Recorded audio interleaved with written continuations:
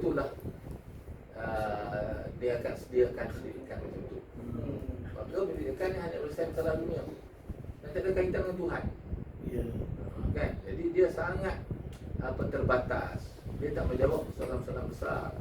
Jadi bila kita belajar sains untuk cari makan, untuk buat kemudahan hidup, dengan sains kita dapat kemudahan hidup, kaitan lebih baik. Untuk bergerak kita ada kaitan lebih baik.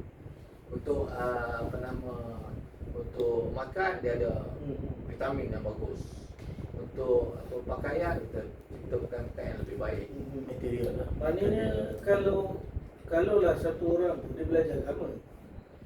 Dia belajar agama dan dia tengok dari aspek Al-Quran, Sunnah, dia tengok kat situ je. Dan dia cakap saya hanya fikir akhirat je, saya tak nak fikir dunia. Itu dikira sekular jugalah tu. Dia kata masalah dalaman kaum muslimin, orang Islam ni masalah dia agama tak disempitkan.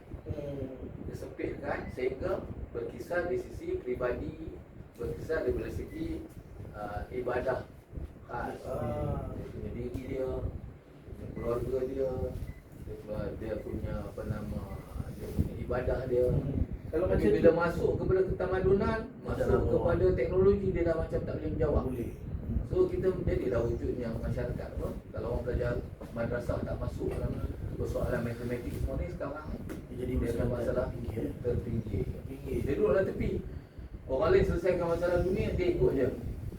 Dia ada- dia ikut je masalah. Dia ada nama saintifik betul dia. Macam tadi kan ada sekular, ada satu panggilan untuk orang yang berfikiran macam tu. Pada asasnya dia tak ada dia hanya satu masyarakat, satu keadaan agama yang dia panggil reductionist. Reductionist ni agama yang diperkecilkan, dilimitkan. Dia ceritakan satu ruang tertentu, tapi bila cerita dalam gambaran yang luas, kehidupan yang besar, dia tak boleh nak. Dia jadi orang agama kekok. Bila masuk cerita-cerita tentang ekonomi, banking system, kewangan, dia tak boleh nak teknologi masuk. Teknologi tak ada masuk. Dia akan terpinggir macam tu lah. Maka dia digunalah untuk apa? Ustaz Ju belajar habis sama Tafiz. Okey, Ustaz Ju jadi imam di masjid. Maka jadilah imam yang baik. Memang bagus. Itu kita kendak sangat. Tapi bila masuk masalah-masalah lebih besar dan orang Tafiz tak boleh nak selesai masalah. Itu dipanggil reductionist, menghadkan agama. Kemudian balik kepada kita isu orang saja aliran arus berdana ni, masalah dia kena sekular. Sekular ni pula ialah memisahkan dunia akhirat, dan akhirat ni agama sangat peribadi. Dia tak kaitan. Kan kalau kita cerita tentang agama, kita ceritalah puasa di masjid. Macam tu je lah. Tapi kalau cerita tentang matematik, itu hanyalah untuk selesaikan masalah dunia. Tak ada kaitan apa-apa. Sains. So berlakulah dia panggil apa? Dualisme. Perpisahan. Maka lah ada orang kata apa? Saya nak kehidupan saya ni 50-50. Dunia nak, akhirat nak. Dia betul. Jalan seiring. Itu satu hal. Jadi bila saya tengok masalah tu berlaku, maka saya tengok ada masalah ni. Masalah dalam pendidikan ni bukan begitu. Takkan begitu orang Islam selama ni. Kira kalau dia cakap 50 dunia, 50 akhirat tu pun salah Ya. salah. Satu pemikiran yang salah kan? Kenapa salah? Itulah saya nak tanya balik. Salah kan? Berapa lama hidup di dunia? Paling lama-lama biasa-biasa berapa? 60-70 tu dah. Kan? Akhirat berapa lama kan? Selama-lamanya Takkan 50-50. tak boleh Kan? Jadi memang dia bukan fikir macam tu. Dia kata kan, dunia jabatan ke akhirat. dunia ni sekarang. Dan kesan akhirat kita baik buruk bila berlaku berdasarkan kat ini. berdasarkan apa? Kehidupan Dunia. sudah laluan ke sana. Dia bukan seiring. Kan tak boleh pergi masjid saya sembahyang. Kat dunia matematik ataupun kewangan saya pakai tak kisahlah. Kan? Sama ada riba atau riba ke, saya hentam je lah. Jadi dia tak boleh jawab itu. Itu dia seiring. Itu satu. Okey, itu satu masalah. Berlaku dua aliran dan dualisme. Ada satu lagi penyelesaian cuba buat apa? Dia kahwinkan. Macam mana? Okey, belajar satu sekolah ada dua subjek. Ada dua Ada dua subjek. Sama. Okey, sekarang masuk tauhid. Okey. Manusia daripada Bani Adam, Allah SWT jadikan manusia ada Okey. Bani Adam. Manusia sebenarnya daripada Nabi Adam dia turun-temurun dia kan, dan diturunkan Nabi Adam daripada syurga ke dunia dan dia datang hidup di dunia. Okey. Satu. Bila masuk kelas sains, manusia daripada berubah daripada homo Betul. kan, homo sapien ni, homo erectus ni. Ya. Jadi Saya cakap kekeliruan lah. dia macam tu. Dia kahwin dengan dia tak kisah. So, belajar agama kenapa? Supaya belajar agama. Oh, kita orang Islam ni kena belajar agama. Sebagai sekadar Selamat lah. sebagai orang Islam ni. Selamat lah, kena selamat agama. Untuk akhirat. Belajar dunia kenapa? Sebab saya nak keluarkan, nak hidup keluarga. So, belajar je lah. Ambil lah kuasa yang jawab lah. Manusia ni ada primitif, ada kebun. Jawab lah apa yang ikut Jadi kita nak lulus. Ya. Walaupun kita tadi je ke manusia daripada Ya. macam ni jawab. Bahasa Jawa walaupun kita tak terima. Bahasa Jawa. Jadi dia nak memenuhi, dia jawab lah macam tu. Ya. Supaya lepas, tak kisah. Ya. Jadi ni pun bukan solusi yang baik. Hmm. Jadi inilah berlaku pada pendidikan. Betul. Saya kongsikan sedikit juga. Persoalan tentang konten yang diajar di sekolah pun menjadi satu isu. Kemudian selain daripada itu tentang pembentukan akhlak dan sasiah pun saya tengok menjadi satu persoalan yang besar juga perlu dibincangkan dalam pendidikan. Sebab baru-baru ni saya pernah sembang dengan Walik kan. Bila Walik cerita kat saya tentang komponen-komponen yang perlu kita ada dalam pendidikan kan. Dan saya melihat berlakunya last kali sebenarnya pembentukan sasiah dan akhlak tu menjadi keutamaan. Dan sebab tu saya perasan kebanyakan ulama-ulama besar di akhir penghujung dia akan banyak menceritakan tentang kitab-kitab perbaikan diri. Imam Ghazali ni kan, tasawuf, sasiah, akhlak, adab.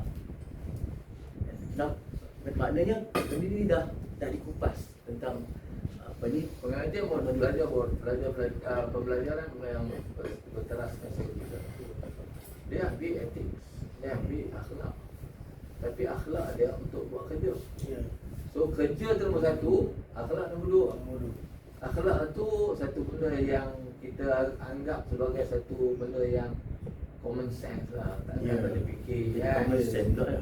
Kau dah tua kot, takkan kau tak tahu nak cakap dengan baik. Dia anggap macam tu saja. Satu perkara yang diremeh-remehkan, dimudah-mudahkan kan. Takkan nak cerita apa makan tangan kanan. Tak cerita lah, itu pandai-pandai sendirilah, itu hang kau lah. Tak maksud tanah ke kiri kanan pun tak masalah. Benda dia macam tu. So akhlak ni tak jadi tukar utama. So ethics ni bukan akhlak pada arti kata sebenarnya.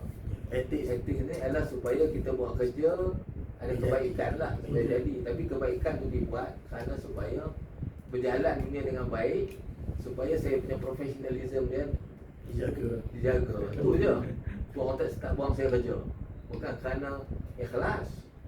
Etik ni satu serangan pemikiran juga. Etik dia satu bentuk akhlak. Tapi Ya. dia kata ilmu tentang akhlak lah. Tapi ilmu akhlak ni adalah ilmu tentang akhlak. Makna dia terhad lah. Makna dia terhad. Tak mencerita tentang ikhlas.